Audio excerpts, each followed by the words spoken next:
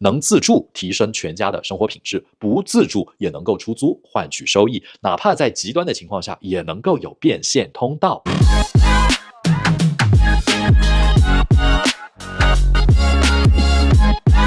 嗨，大家好，我是Sean。最近確實有不少朋友跟我說，你最近怎麼出現的頻率越來越少了？說實話，我不是出現的頻率少了，只是去完成了一件讓我錢包和精力都被榨乾的人生大事兒。我在美國下 offer 了第2套自住房。從看房下 offer 反覆拉鋸這段時間，我對買房這件事兒本身有了一個更深入的、更現實甚至有點殘酷的重新認識。我知道很多在美國的朋友此刻一定會問我一句話，現在房貸利率還在6%左右，房價也沒怎麼跌，你怎麼不等等？為什麼偏偏選這個時間點來換房呢？老實說，在簽下合同的那一刻，我自己也猶豫過，甚至在心裡問過自己，我是不是在逆勢？我是不是太衝動了？所以今天這個視頻，我不聊宏觀數據、經濟分析，更不是來曬房子炫耀的。我想用一個真實買家的視角來跟你說清楚3件事兒：一、為什麼在2026年我依然選擇換房？2、換房這件事真正的底層邏輯是什麼？以及美國房產到底是不是普通家庭資產配置的壓艙石？如果你現在也正處於猶豫、焦慮、反覆算賬的階段，或許今天這個視頻能夠幫你把思路捋清一點點。話不多說 ，Let's get into it。為什麼要換房呢？先聊聊為什麼換房。很多人覺得換房是為了賺錢，但是對我來說，這一次的換房是家庭生命發展階段的必然選擇。第1套房，也就是我現在拍視頻的這套房，屬於剛需過渡型。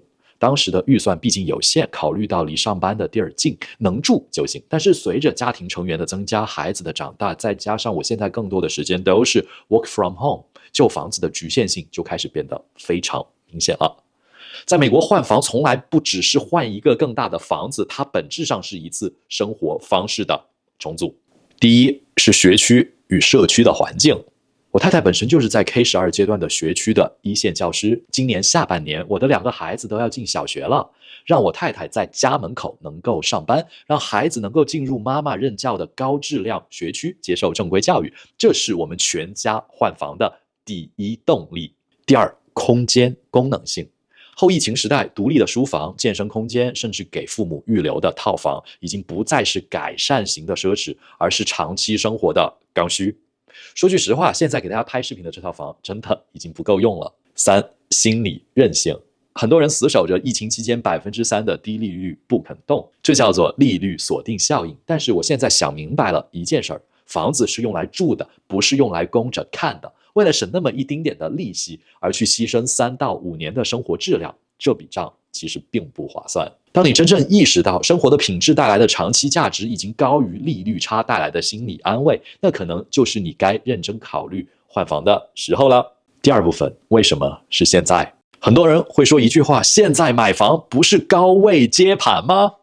這個問題我也想了很久，也認真算過賬。沒錯，從疫情前到現在，美國整體房價差不多漲了個50%有吧。原本65萬美元的房子，現在很多地方已經漲到了100萬美元，哪怕是20萬的小房子，現在也要價30萬了。但是有一個經常容易被人忽略的事實是，我已經有了一套房子，這意味着我作為賣方已經享受到了這一波資產增值的紅利。所以我真正要算的不是現在是不是最高點或者最低點，而是新房的購置成本會對沖掉我多少既有房產的增值收益。為什麼我選擇2026年再進場呢？第一，市場正在回歸理性。2021、2022那種不看房就下 offer， 甚至10幾個人搶一套，隨便加價近10萬美元的瘋狂時代已經結束了。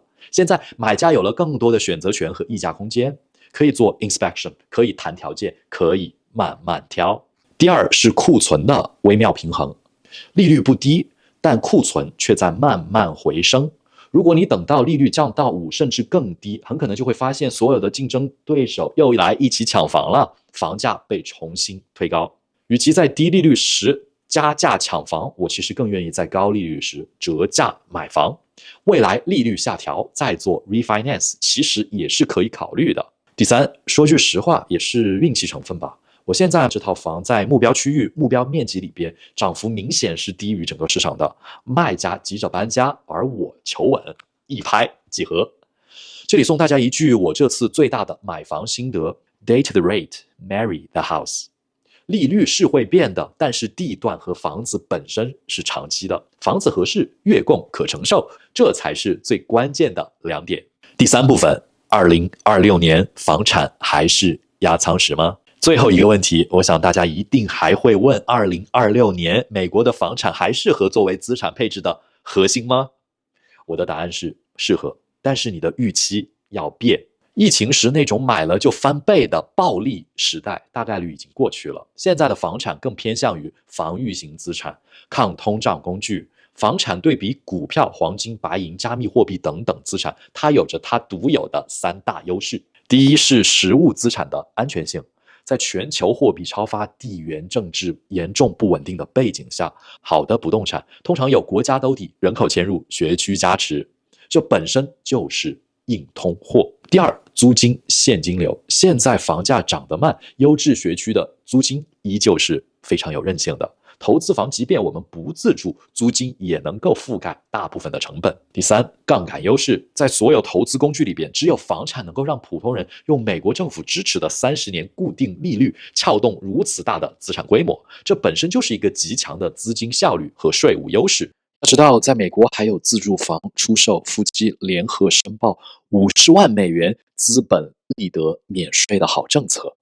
OK， 把我刚剛的3點總結給通俗化，其實就是能自住提升全家的生活品質，不自住也能夠出租換取收益，哪怕在極端的情況下也能夠有變現通道。所以如果你想靠買房短期致富，現在可能不是那個最好的時機，但是如果你想為家庭資產找一個穩定的壓艙石，美國房產依舊是普通人能夠觸及的最優解之一。當然，這裡要補充一點我的額外思考，並不是所有國家和地區的房產都可以作為大家資產配置的壓艙石的。好的房產配置通常需要同時滿足3個底層條件：第一，產權是否清晰，長期可預期。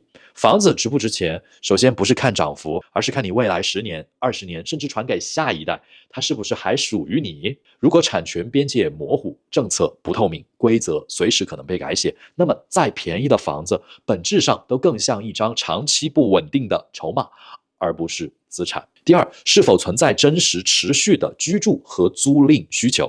房產這個压艙石不是靠故事來托底的，而是靠真實的需求。通常呢，那些更像壓艙石的地區往往具備持續或穩定的人口流入，明確的產業支撐，比如說教育、科技、金融、製造業等等，然後對外來人口也是有一定的吸引力的。即便是像美國底特律這樣經歷了經濟周期波動，居住與租賃需求它並不會消失，而只是階段性的放緩。第三，就是要看金融環境是否支持長期低風險的槓桿。房產之所以能夠成為普通家庭的核心資產，很大一部分原因在於穩定、長期、可預期的融資體系。房產都不便宜，動不動就是一個家庭上10年的全部積蓄。如果一個市場裡房貸周期短，政策頻繁搖擺，那房產對於家庭來說，往往更像是高壓負債，而不是大家的安全墊。所以你會發現，真正能夠長期作為壓艙石的房產，往往集中在產權穩定、人口結構健康、金融體系成熟的少數國家和地區。即便在美國，也不是每個地區都可以無腦入房產的。所以這也是我關於房產投資的另一個總結。房產是不是資產配置的壓艙石，不是看你買的有多便宜，而是看這個房產市場值不值得你把未來10年、20年給托付進去。買第2套房對我來說，不只是資產配置的增加，更是對未來生活的一種承諾。在美國買房，從來不是賭1年、2年的漲跌，而是看10年、20年之後，你想過什麼樣的生活。如果此刻你也正在考慮買房，我只送你一句話：不要試圖精準抄底，因為沒有人可以做得到那麼精準。只要你的現金流安全，只要這套房能夠真實提升你的生活幸福感，那麼對你來說，當下就是最好的時機。如果你對美國買房、選區、房貸還有任何的問題，也歡迎在評論區留言，我們一起交流探討。盛永強，一個最懂企業家跨境配置的頻道，在這套房裡拍視頻，可謂是且拍且珍惜。說實話，還真的有點不捨得。那我們下期見，拜拜。